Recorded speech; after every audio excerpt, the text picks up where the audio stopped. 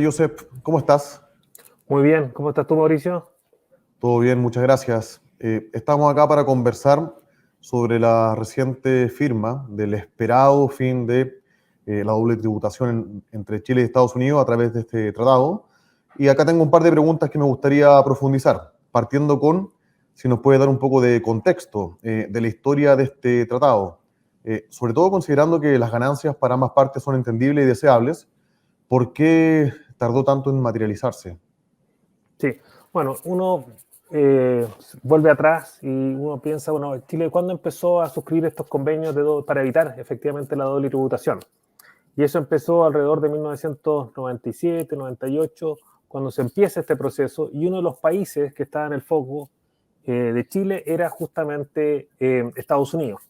Estas negociaciones tomaron 10 años aproximadamente, cuando en el 2010, precisamente el 4 de febrero del 2010, se firma el convenio de doble tributación entre Estados Unidos y Chile. Ahora, una de las razones por las cuales se tomó tanto tiempo en las negociaciones es porque Chile tiene el secreto bancario, que es una norma a nivel constitucional muy fuerte. Pues bien, una de las cosas que estaba entrampando las negociaciones era justamente este secreto bancario y cómo podría modificarse su aplicación. Y es así como se dictó en el 2009 una ley que permitió relajar un poco esto y someter a un procedimiento que permitía entregar información bancaria siempre y cuando estuviese suscrito un convenio que tuviese dentro de sus normas el intercambio de información. Por lo tanto, el 2009 se aprueba esta ley y eso ya permite finalmente que se cierre la negociación y se firme el convenio. Ahora, pasa tiempo, porque el convenio una vez firmado, lo que tiene que pasar es que los congresos tienen que aprobar. En el caso de Chile tiene que ser tanto la Cámara de Diputados como el Senado, que tiene que ratificar el convenio. Y por su parte, en Estados Unidos es el Senado el que lo tiene que ratificar también. Ahora, ¿cuándo se produce la ratificación en Chile?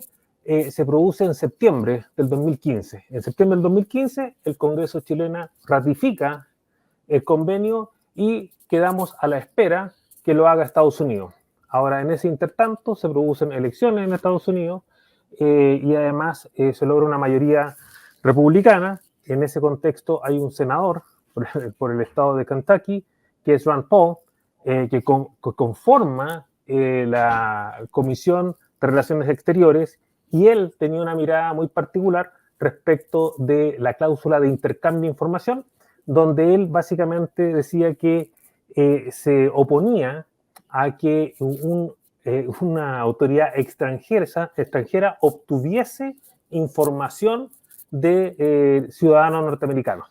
Y esa era la razón básica por la cual se demoró tanto esta aprobación. Finalmente se produce un cambio en el Senado de Estados Unidos, entra una mayoría demócrata, y en ese contexto se produce en marzo de este año la aprobación por parte del Comité de Relaciones Exteriores, y posteriormente entra al Pleno del Senado de Estados Unidos y se produce una aprobación por 2/3. Básicamente solamente dos senadores no apoyaron la ratificación del convenio, que era Josh Hawley y Rand Paul nuevamente, que se opuso, y el resto aprobaron mayoritariamente el convenio.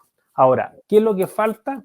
Lo que pasa es que durante el transcurso de la tramitación hubo ciertas modificaciones o reservas que hizo Estados Unidos, más que relacionadas con su normativa interna, para que el convenio no eliminara ciertas normas que se habían aprobado entre la firma y la ratificación del convenio.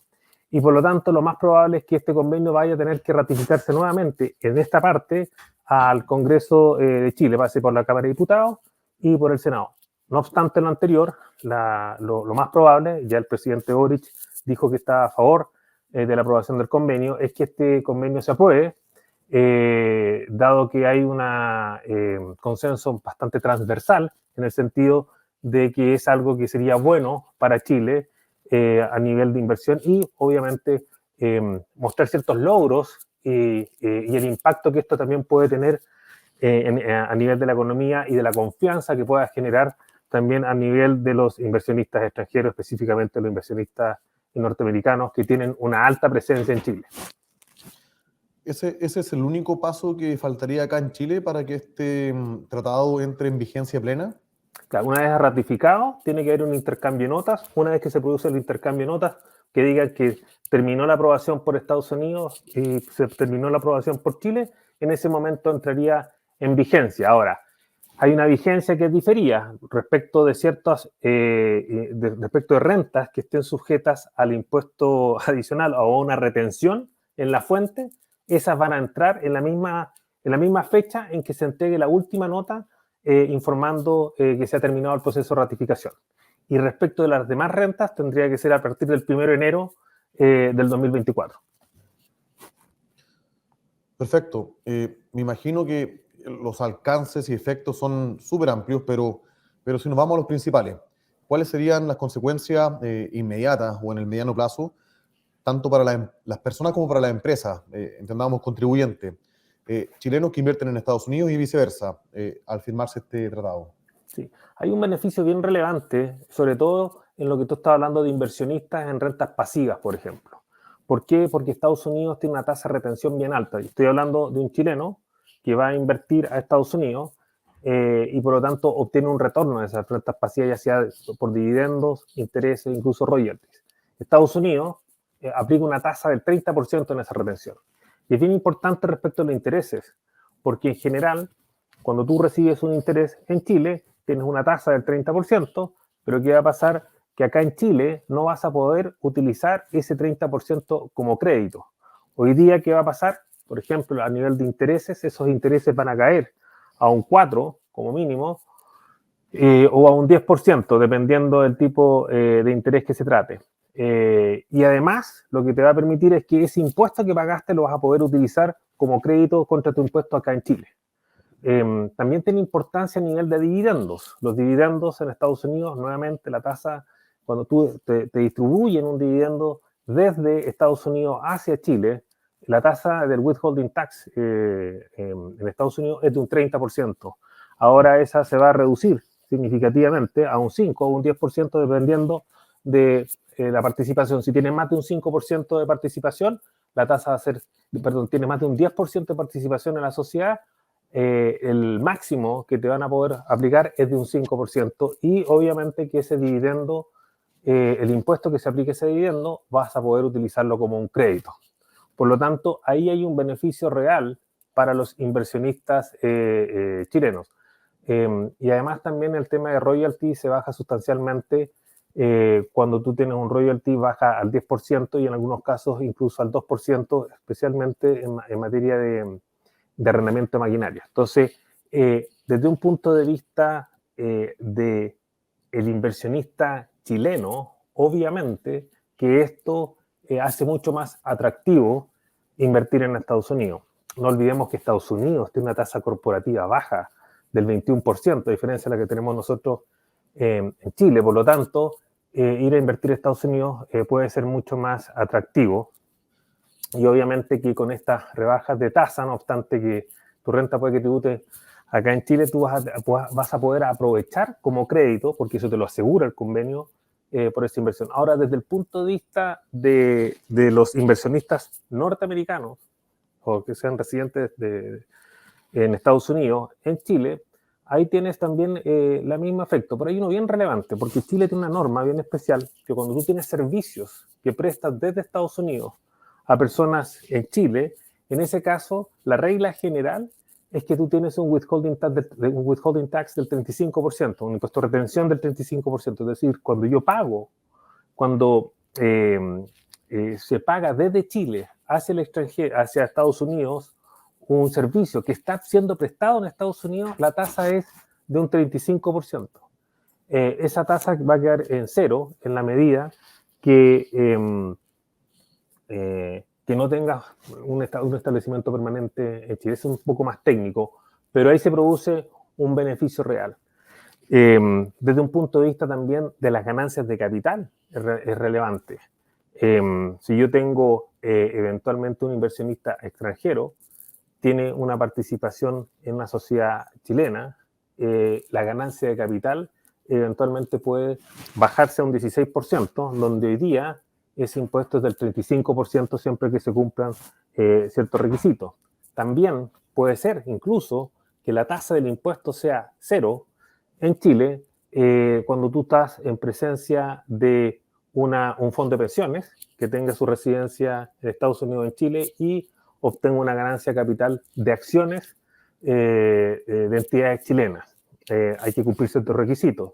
Y también cuando tú tengas ventas de acciones con presencia bursátil y que las vendas dentro de una bolsa de valores, eventualmente también el impuesto que se aplicaría a la ganancia de capital sería cero. No olvidemos que el año pasado hubo una modificación que empezó a regir a partir del 1 de septiembre, donde hoy día existe una tasa a las ganancias de capital, incluso de las acciones que son vendidas en la bolsa, que es de un 10%. Por lo tanto, aquí existiría, en términos generales, un beneficio para aquellos inversionistas extranjeros que inviertan en la bolsa en Chile cuando esa viene a través de una entidad que esté invirtiendo que tenga residencia en Estados Unidos. Por lo tanto, en general, este convenio debiese tender a fortalecer el nivel de inversión tanto desde Chile hacia afuera como de Estados Unidos a Chile. Obviamente, los drivers no siempre son solamente tributarios, tienen que haber otros, pero es claro que un convenio de esta naturaleza permite mejorar la rentabilidad eventualmente de los proyectos que puedan tener en Chile. ¿Por qué? Porque se elimina este tema de la doble tributación, ya sea porque hay una exención o porque hay una reducción de tasa o porque te dan un crédito que antes no estaba disponible. Entonces, Joseph, para puntualizar, si es que existe alguna industria en particular que tenga inversión trabada o que se pueda estimular de una forma más expedita, dado la firma de este tratado. Sí, mira, yo creo que todo lo que tenga que ver con inversiones de altas en capital y que requieran financiamiento, esto va en cierta medida a beneficiar. ¿Por qué? Porque muchas de estas inversiones requieren del pago de intereses desde Chile hacia afuera. Y obviamente cuando tú tienes una tasa de impuesto del 35% es bastante elevada y la puedes bajar a un 5 o un 10, obviamente que eso, o un 4 o un 10, obviamente que eso te va a beneficiar. Pero por otra parte también, si tú tienes ciertos servicios que estás prestando desde Estados Unidos a Chile, también eso va a permitir una mayor fluidez en el intercambio de tecnología. Así que en general, yo diría que tanto las empresas tecnológicas como aquellas que son empresas que requieren una necesidad de capital relevante, también va a ser bastante beneficioso. Pero yo también lo estoy viendo mucho desde los chilenos que quieren invertir afuera, las empresas chilenas que quieren invertir afuera, también para ellas se abre una oportunidad. No olvidemos que Estados Unidos tiene una tasa de un 21% y un mercado bastante grande, y por lo tanto esta reducción en las tasas, sobre todo de los dividendos y de los intereses, es muy atractiva para los inversionistas chilenos. Por lo tanto, si uno lo ve, debiese ser un win-win. También no olvidemos que si de no haberse firmado este convenio, nosotros tenemos un sistema semi-integrado. Hoy día, cuando se pagan dividendos desde Chile al extranjero, el dividendo queda sujeto a una tasa del 35% en general. Ahora bien, esa franquicia iba a durar hasta el 2026 si es que el convenio no se aprobaba con Estados Unidos, porque se había introducido en la ley una norma especial que permitía que si los dividendos se pagaban desde Chile al extranjero y había un convenio firmado hasta antes del 2019, entonces tú podías acceder a este beneficio de tomarte totalmente el crédito, tener una tasa del 35. Si no tenías esa tasa del 35, pasabas a tener una tasa efectiva del 44.45. Pues bien, con la firma del convenio y su pronta ratificación, como todos esperamos, eso queda sellado. Entonces, en este caso, la tasa va a ser del 35%, lo que sin duda le da certeza a los inversionistas de Estados Unidos de que cuando ellos invierten en Chile y tienen y hacen su flujo respecto a cómo el retorno que van a obtener de su inversión, donde el componente tributario es relevante, van a tener más seguridad de que el impuesto va a ser del 35% y que si eventualmente, porque lo dice el convenio también, si eventualmente el impuesto de primera categoría dejase de ser un crédito, en todo caso aplica inmediatamente las limitaciones de tasas que yo te había mencionado anteriormente, que eran de un 5 o 10% dependiendo de la participación que tiene. Por lo tanto, creo que en general se van a beneficiar las empresas chilenas, básicamente la parte de tecnología, pero también las empresas que van a invertir en las áreas que se pueden, respecto a las cuales puede ser relevante, va a ser aquellas que requieren, que son intensas en capital. Bueno, excelente información, Joseph, muy buen análisis y nada, pues quedamos a la espera obviamente de la ratificación y de las oportunidades que este tratado y la firma de este en particular generan hacia adelante. Perfecto, gracias Mauricio, y estar atento cuando entre en vigencia para no cometer errores y estar pagando impuestos de más. ¿Ok? Perfecto, muchas gracias. Ok, chao, que esté muy bien.